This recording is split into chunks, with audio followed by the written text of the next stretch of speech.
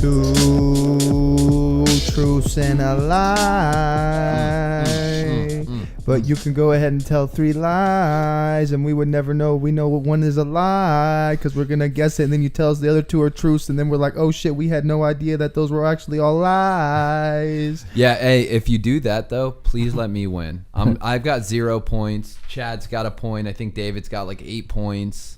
It's fucked. As long as So right now, I'm tied with the guests. I have 2 points. The guests have 2 points where they've stumped all 3 of us. Stop talking. And Chad has 1 point, and Anthony has 0. I'm coming for him. And this is episode 5 of 2 Truths and a Lie. All right, jump in, Paul. Okay. Give us Do you need the those rules? Yeah, give me the rules. So you tell 2 truths and 1 lie. Okay. And then we try and guess it, but don't tell us if we're right after we guess. Yeah. You got to wait till all of us guess. Okay. So 2 truths and then 1 is a lie. Yes. Okay. Let's see. First one is I've lived in 7 different states. Okay. Second one is I've spent 5 years of my life either in jail or rehab. Okay. And the third one is I robbed a dude for 32 grand cash. What? Okay. Let me. I'm gonna go first this time. 32 grand cash is so obscene that I'm guessing you threw that in there to throw us off. That's a truth in my mind. 7 states, 5 years, 5 years of your life incarcerated.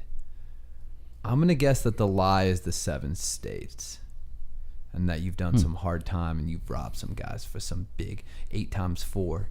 $32,000. You did it. 32,000 pieces of gum. David, why don't you go? All right, I'm gonna go with the. I think you lived in 7 states. I think that 5 years in jail or rehab sounds about right.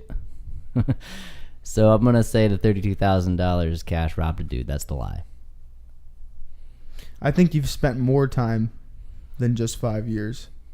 I could be wrong, but I'm going to go ahead and say that that number is incorrect, so that is the lie. All right, so interestingly enough, this is how we prevent the guest from ever winning, is we all choose one. Yeah, you can't and then the win. guest can't win. Strong play by That us. is a strong play. Now we just got to hope David's not the right one. All right.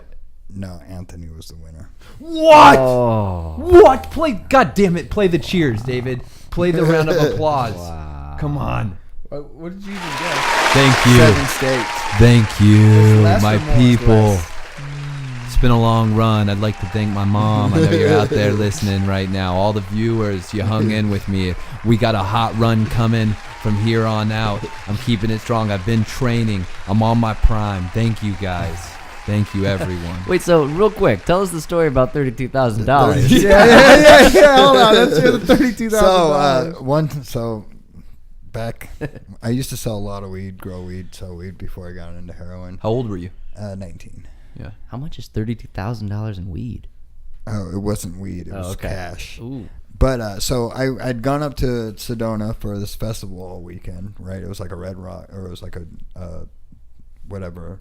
What do they call that music? Rasta. Fucking smoke weed. Yeah, just like a music. Rasta jamboree thing for the whole weekend, you know. And I gave my close buddy, a couple ounces to sell while I was gone for me, and he sold that and bought some other from this dude named Cron John that's in prison now for growing weed as well. Stay down, Cron John. Right, and the weed he bought was like shitty weed, you know what I mean? He couldn't sell it, so I came back and he's like, "Oh, dude," and told me the story. He's like, "I got this weed. I couldn't," you know. I was like, "Whatever, I could get rid of it anyways." So he felt bad, and there was this dude that we all knew that I used to sell like quarter pounds, half pounds to, that would buy like fire weed and just smoke it. So he went and broke into his house to find that weed, you know what I mean, to like fucking give me back good weed. And he like found all, so he came. I was working at a dry cleaners at the time, so all of a sudden, and this dude doesn't work, has no money, you know what I mean, and so he came to the dry cleaners and he just starts handing me $100 bills to pay me back for the ounce I gave him. And I was like, what the fuck? I'm like, where did you get You this get all money? this money. Right. And he's like, oh, I found it in so-and-so's attic, you know what I mean? And I was like, shut the fuck up. And I was like, was there more? And he's like, yeah. And I was like, well, why didn't you take it all? Yeah, know what I the mean? hell? And he's like, oh, He was nervous. And I guess the dude's son had seen him at the house, and so he didn't want him to like fucking. So I was like, all right, well, watch the dry cleaners real quick. I'll be right back. Literally left that moment. That moment. yeah. Went there, grabbed the cash, and came back. $32,000. What was there any like repercussions? So yes, the dude found out, right? So I split it with that dude, and I was like, here. Don't say anything. Right. And I'm like, you cannot spend money because you're broke always. Everyone's going to be like, dude, all of a sudden PJ has all this money, right? I was selling weed. I had money, so it was all right, but I still didn't buy anything. So PJ bought a car. PJ fucking buying people ounces of weed and shit. You know what I mean? Fucking just buying people shit, buying a gold chain and shit. You know what I mean? I'm like, what are you fucking doing, dude? And so the dude, came back and found out, and he was like, called me up. He's like, I need that fucking money back, whatever. And I'm like, I don't have it. PJ spent it all. Right. And so one day he came up to the dry cleaners, was like yelling at me, about give me my fucking money. I'm going to call the police on you, whatever. We knew that he was like, he had done some shady shit in his life with the IRS, and he couldn't have a job. He couldn't where he worked, half of his paycheck would go to the IRS. He couldn't own a house. He couldn't own anything, right?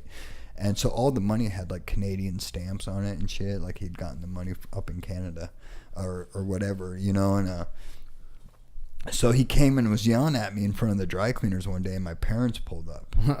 You know what I mean? And so that night, my mom and dad are like, "Why was that man yelling at you?" You know what I mean? And I couldn't get the stain out. Right? Yeah. No, I told him the whole story. I was like, "Yeah, we fucking found 30-something grand in his attic, this and that." And my parents were like, "You should call the IRS on him," because everyone knew the story about this guy. He lived in our neighborhood. And so that night he called me and he's like, what did your parents say, this and that? And I'm like, they told me to call the IRS on you.